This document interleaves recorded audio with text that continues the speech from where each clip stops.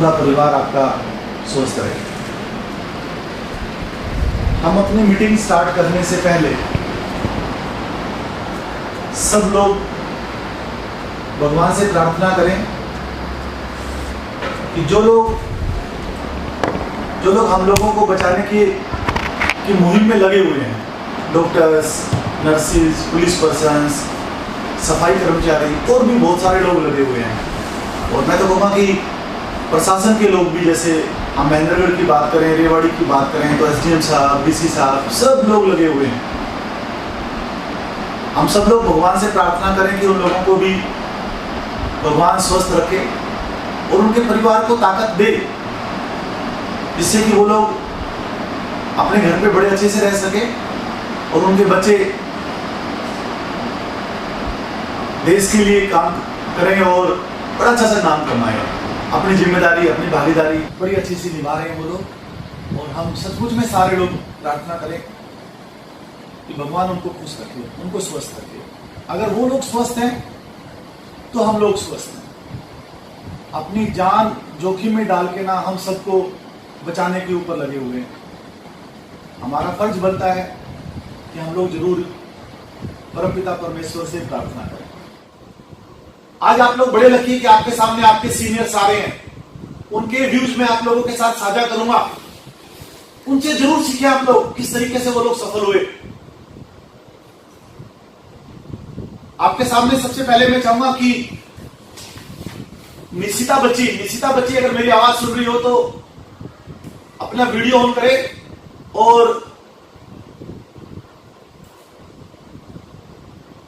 सबके सामने अपने व्यूज रखे। निशिता, यस, अनम्यूट करें बेटा, आप अपने मोबाइल को अनम्यूट करें, लैपटॉप को। Nishita, yes sir.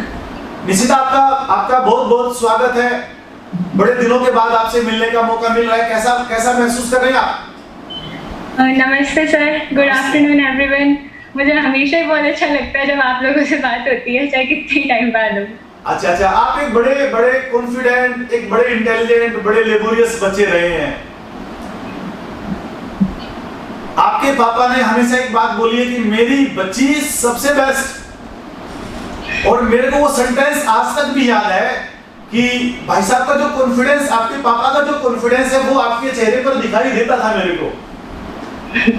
तो क्या कहना चाहेंगे आप कि भाई आपके अंदर वो कॉन्फिडेंस कैसे आया और पापा के अंदर कॉन्फिडेंस आपने कैसे पैदा करा? प्लीज एक बार हम चाहेंगे सबके सामने शेयर करें। आपके सामने 295 आपके जूनियर्स इस बात को सुन रहे हैं। सर, कॉन्फिडेंस आने के लिए सबसे पहला स्टेप ये था कि मैंने 9th क्लास में आरपीएस ज्वाइन किया। तब मेरे को ये समझ आया कि कॉम्पिटिटिव एग्जाम्स के लिए कैसे तैयारी करनी है। तो वो एक स्ट्रीक शुरू हो गया। लाइक पहले NTSC and after that NEET, तो एम्स मिलते चले गए कि ऐसे ऐसे एम्स खत्म करने हैं। और उस हिसाब से फिर बहुत सारा मॉरल बूस्टअप करने के लिए टीचर्स थे, आप लोग थे और पेरेंट्स भी थे। तो जब सबको इतना यकीन होता है आप पे, तो आप पे भी प्रेशर आ जाता है और आपको लगता है कि मेरे को उनकी उम्मीदों पे खरा उतरना है। काइंड ऑफ आपके अंदर खुद में कॉन्फिडेंस आ जाता है। आपने जब 10th में एनटीएससी क्रैक किया तो क्या आपका कॉन्फिडेंस जो है किस लेवल पे गया? किस लेवल पे आपको लगा कि यार अब तो मैं जो चाहूंगी वो पा सकती हूँ? सर, जब एनटीएससी क्रैक किया था उससे पहले कोई ऑल इंडिया लेवल का एग्जाम्स नहीं दिया था। तो फिर उससे पहले मुझे लगता था कि मैं अपने स्कूल में टॉप कर रही हूँ, लेकिन मुझे पता नहीं है कि मैं ऑल इंडिया लेवल पे कहाँ स्टैंड कर रही हूँ। मे बी जो लोग ऑल इंडिया रैंक्स लाते हैं वो कोई अलग ही ब्रीड होती है। एंड उस वक्त तक पता नहीं था कि हम भी उस कैटेगरी में आ सकते हैं। लेकिन जब एनटीएससी एक बार क्वालिफाई आया तो फिर कॉन्फिडेंस आया कि जब मैं इतने टॉप में आ सकती हूँ तो फिर तो मैं नीट भी क्रैक कर सकती हूँ और एम्स भी क्रैक कर सकती हूँ। जरूरी है ताकि उनके साथ फ्रेंडली डिस्कशन में उनकी शॉर्टकमी, उनके स्टडी रिलेटेड प्रॉब्लम, 2-3 प्रॉब्लम्स का सॉल्यूशन कर सके। उनके फ्रेंडली डिस्कशन, कोई भी बात छिपाए नहीं, आप उनको सॉल्व करोगे। आरपीएस आपके पास कैटलिस्ट बैठा है तो you can do anything without Allen, FIITJEE, nothing, no Kota, nothing else. Sir, एक बार जब एम्स का रिजल्ट आया तो मैं अक्सर पहले आपको कहता था कि आपकी बच्ची डिजर्व करती है AIR 1 के लिए। राइट। और आपको लगता था पता लिया मनीष सर और इनके टीचर्स तो वैसे ही बोलते हैं, जिंदल सर, एसपी सर और ललित सर। जब रिजल्ट आया तो मैंने आपके पास फोन मिलाया तो आपका खुशी का ठिकाना नहीं था। उस दिन आपने बड़ी अच्छी स्टेटमेंट बोली कि भाई मनीष सर सचमुच में आप सही कहते थे। तो मैं वो एक्सपीरियंस चाहूंगा कि आप प्लीज पब्लिक को बताएं, प्लीज पेरेंट्स को बताएं। बिल्कुल सही कह रहे हो सर। उस समय पे मैं ये चीज एक्सपेक्ट नहीं कर सकता था कि इसके बारे में हम ऑल इंडिया रैंकर हो सकते हैं। फर्स्ट 10 के अंदर हम स्टैंड कर रहे हैं, हम ऑल इंडिया रैंक गेम्स के अंदर। तो उसके बारे में ये थी कि हम तो ये चीज मान के कर रहे थे कि अपने एक रूटीन के हिसाब से चल रहे थे, लेकिन आपके टीचर्स को कॉन्फिडेंस, आई रिमेम्बर राकेश व्यास जी को, एसपी जी को और इन लोगों को, दे वर एक्सपेक्टिंग नो, बोले राजदीप जी क्या कह रहे हो आप, कहने का we can be the top ranker. ये हमेशा कहते थे we can be the top ranker. मैं कहता था कोई बात नहीं, उसके बारे में let us see what happens. भाई तो साहब आप बड़े लकी हैं कि आपके दोनों बच्चे आपका भी नाम कमा रहे हैं, देश का भी नाम कमा रहे हैं, और आने वाले समय में सचमुच में ये देश के लिए एसेट्स होंगे। और बहुत बहुत धन्यवाद आपका, बड़ा अच्छा लगा। और बेटा ऑल द बेस्ट, बहुत अच्छा डॉक्टर बनना है, नाम कमाने डॉक्टर नरेश त्रिहान की तरह। सर ये पहली सीढ़ी आपने दिखा दी, अब आगे की सीढ़ियां, it was a first milestone, आगे तो इसको कवर करना है, खुद की मेहनत पे बच्चे आगे जाएंगे। और लाइफ में हम आपके साथ मरते दम तक खड़े हैं, मरते दम तक खड़े हैं हम आपके साथ। Thank you sir, thank you. Thank you sir, बहुत बहुत धन्यवाद भाई साहब, थैंक यू वेरी मच। आगे थे और आपने तो कहा सर मेरे को तो कुछ भी नहीं आता, मेरा सिलेक्शन नहीं होगा। आपकी मम्मी ने कहा सर मैंने बड़ी मेहनत की इसके साथ, अब ये तो सब कुछ हारे बैठी है, हिम्मत हारे बैठी है। तो मैं ये चाहता हूँ कि किसी भी बच्चे की लाइफ में ऐसा टाइम ना आए, उसके लिए आप बच्चों को क्या कहना चाहेंगे?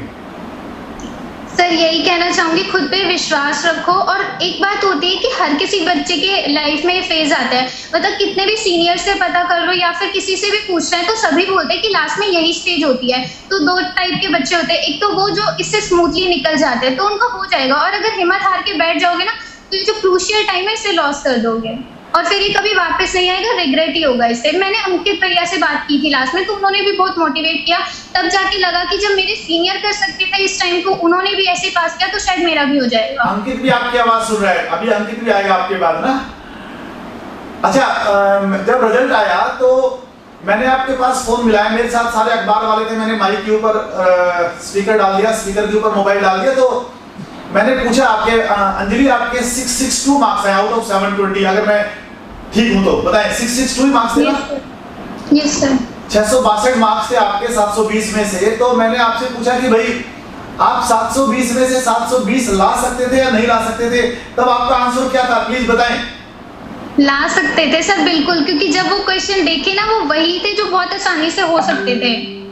मतलब आप में पोटेंशियल था, हम कहते तो ठीक थे। मतलब टीचर्स ने सब कराया था, वो सब हो सकता था। शायद लास्ट में रिवीजन की कमी लगा लो तो थ्योरेटिकल क्वेश्चन कुछ गलत हुए, कुछ थोड़ी बहुत सिली मिस्टेक्स हो गई, पर ऐसा नहीं था। मतलब जितना टीचर्स ने कराया था उसके बेसिस पे 720 आ सकते थे। ये मुझे पेपर देखने के बाद एहसास हुआ, पहले आप बोलते थे तो कभी नहीं हुआ। चलो अब इससे आप लोग बच्चे सभी जरूर सीखें कि जो टीचर आपका जो सेंटेंस बोल रहा है वो बिल्कुल ठीक बोल रहा है, स्कूल जो बोल रहा है वो बिल्कुल ठीक बोल रहा है। आप जरूर उन गाइडलाइंस के ऊपर जरूर चलें। आप बेटा फ्यूचर में क्या बनना चाहते हैं अंजलि? सर मैं ऑन्कोलॉजिस्ट बनना चाहती हूँ। ओके, हम चाहेंगे आपके मम्मी पापा भी अगर साथ है तो 2 मिनट उनसे भी बात करना चाहेंगे। सब मम्मी है। हाँ, मम्मी का बहुत बड़ा रोल है आपकी सफलता में, क्या कहना चाहेंगे?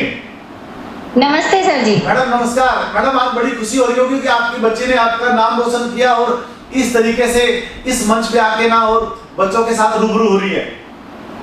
सर बहुत खुशी हो रही है भाई, अच्छा लग रहा है, और आपको देखकर भी बहुत खुशी हो रही है कि आप हमारे बच्चों को याद करते हो। धन्यवाद मैडम, खुशी। Thank you very much. आपको क्या लगा बच्चे की लाइफ का टर्निंग पॉइंट क्या था कि वहां से इसने सफलता की सीढ़ी चढ़ ली और ये सफल हो गई?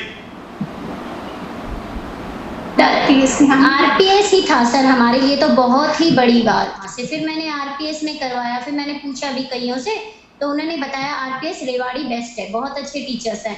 मैंने इसको डालने के बाद बच्ची थोड़ी सी 7th-8th पोजीशन पे आई। हमें लगा कि हाँ बहुत मतलब नहीं कर पाएगी बच्ची, लेकिन इसने मेहनत की। और सबसे बड़ी बात है टीचर्स की, टीचर्स बहुत ही अच्छे हैं सर, बायो के, फिजिक्स के, केमिस्ट्री के, और पर्सनली आप हमारे बच्चे ने मतलब एकदम स्मूथली बहुत अच्छी तरह इसका सब कुछ हुआ। बस लास्ट में थोड़ा सा कॉन्फिडेंस लॉस होने की वजह से थोड़ा ये हुआ सर। अंजलि आप बच्चों को क्या बोलना चाहेंगे अंजलि कि कौन कौन सी फिजिक्स, केमिस्ट्री, बायोलॉजी की बुक पढ़नी चाहिए? अभी निशिता ने बताया था, आप भी अपनी प्लीज बात रखें। सर फिजिक्स के अंदर तो जो जिंदल सर के नोट्स है उन्हें अच्छे से करो। नोट्स का मतलब क्लास अच्छे से अटेंड करनी है, वो जो पढ़ाते हैं उसे कंसंट्रेशन के साथ करो, एक ऑनेस्टी के साथ वो जो क्वेश्चन बोलते हैं वो जरूर करो। जैसे वो जो भी बुक फॉलो कराते हैं और वो एक्स्ट्रा क्वेश्चन भी कराते हैं, जैसे बाकी बुक के अलावा एक तो डीसी पांडे फॉलो कराते हैं और बाकी भी, वो ऑनेस्टी के साथ करो, वो जरूर करना है तो वो हो जाएगा फिजिक्स तो। और जिंदल सर की कोई भी क्लास मिस नहीं करनी, क्योंकि जिंदल सर जो कॉन्सेप्ट बनवाते हैं उसके बेस पे तुम्हारे सारे क्वेश्चन सॉल्व हो जाएंगे अच्छे से। और हमें तो एसपी सर और जुनैद सर पढ़ाते थे बायोलॉजी में, तो उनके जो नोट्स थे वो मोर देन सफिशिएंट थे। और एनसीईआरटी इंपॉर्टेंट होती है बायोलॉजी के अंदर, तो एसपी सर ने तो बिल्कुल line to line word to word diagram भी सब कुछ रटवा दिया था, मतलब वो एसपी सर करा देते थे, हमें कुछ करने की जरूरत नहीं थी उसमें। और केमिस्ट्री के अंदर ललित सर बहुत अच्छे नोट्स बनवाते थे और क्लास में ही सारे कॉन्सेप्ट क्लियर कर देते थे। बाकी क्वेश्चन बैंक वो भी देते थे और क्लास में भी सॉल्व कराते थे। बस जो टीचर कराते हैं ना उसे ऑनेस्टी के साथ सॉल्व कर लो, तुम्हारा सब हो जाए।